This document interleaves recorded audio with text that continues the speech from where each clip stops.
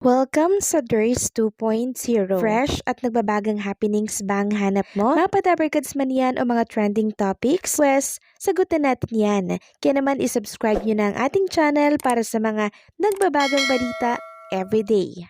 Welcome back again sa ating YouTube channel mga Kadabarkads, and for today's video ang pag-uusapan natin ay tungkol sa mga importanteng ganap sa loob at sa labas ng Itbulaga.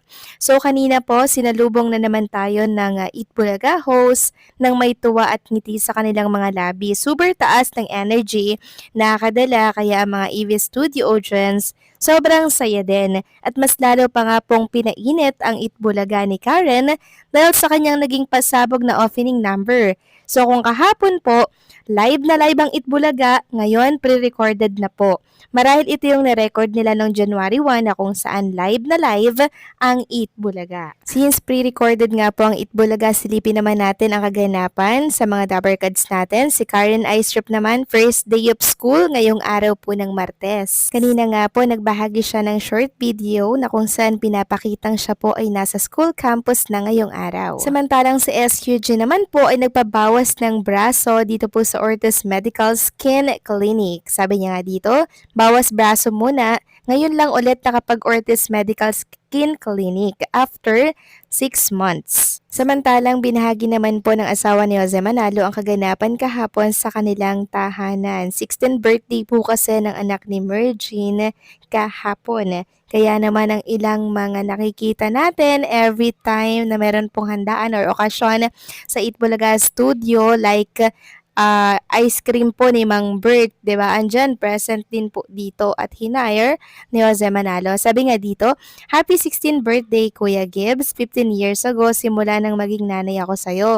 I'm happy and blessed. I love you. So ang dami pong bumisita dito, mga classmate po niya, and syempre mga pinsan at malalapit na kamag-anak ni Mergine Maranan. So happy 16th birthday Gibbs, and more blessings to come. Samantalang next topic naman tayo, pag-usapan natin itong naging statement po ni Jody Ann Santos. Sabi niya po dito, 2025 iba ka. You surprise me in every shape and form. From different recognitions to new brands and new families to creating memories with our kids.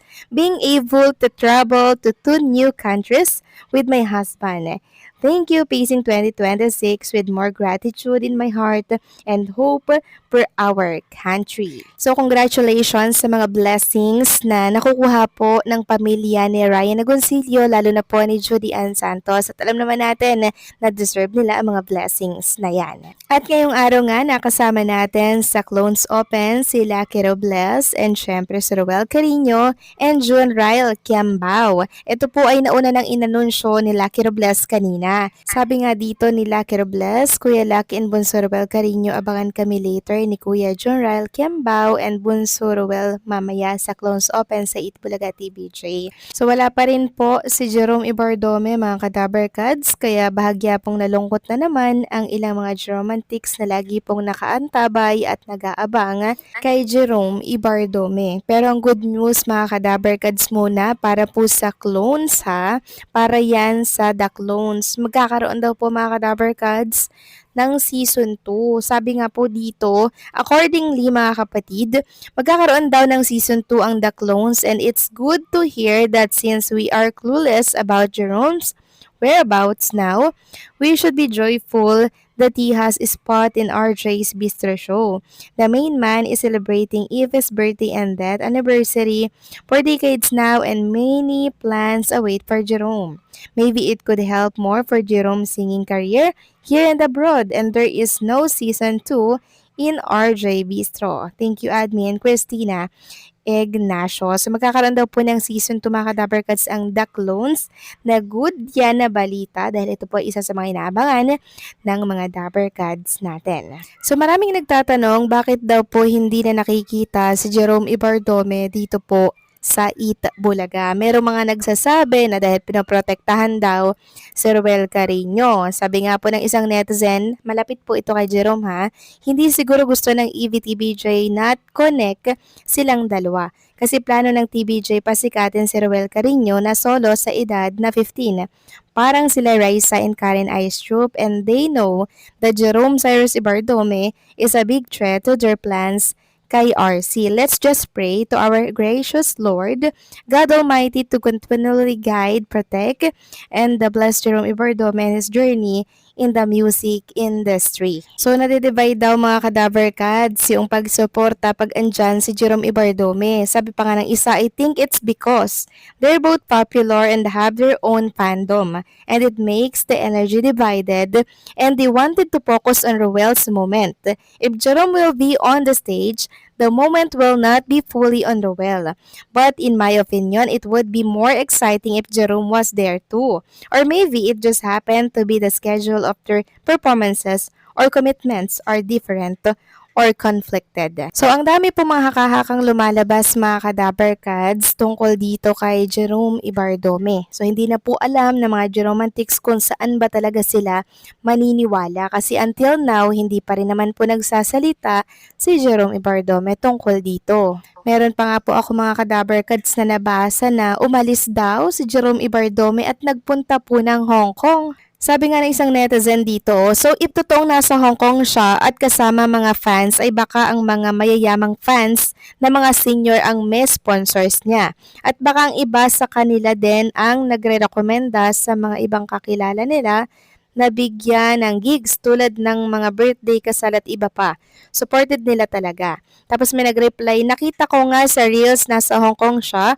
A few days ago, akala ko edited lang yun after ng solo concert niya sa Bulacan. Totoo yatang nasa Hong Kong siya. Tapos may nag-reply pa na hala, wala po sa Hong Kong si Jerome. May mga gigs po siyang inaasikaso. Puro practice po siya. Saan po ba ninyo nakuha yung maling balita na yan at paano kayo nakapasok sa Jeromantics page? Exclusive lang po ito sa Jeromantics. So kung ano-ano na po mga Kadaver Cats ang mga lumalabas na balita tungkol kay Jerome Ibardome. Sabi, umalis daw ng bansa, nasa Hong Kong daw, tapos may sakit daw, mayroon daw ibang mga project, inalis daw sa Itbulaga, hindi daw pumirma ng kontrata, at kung ano-ano pa mga Kadaver Cats. So tanging si Jerome Ibardome lang po ang makakasagot ng tungkol dito kung bakit hindi po siya nakikita na sa Itbulaga. Pero ang possibility na nakikita ko dito, busy po siya sa schooling niya since balik pasukan na naman po at tapos na ang holiday mga Kadaver Cats,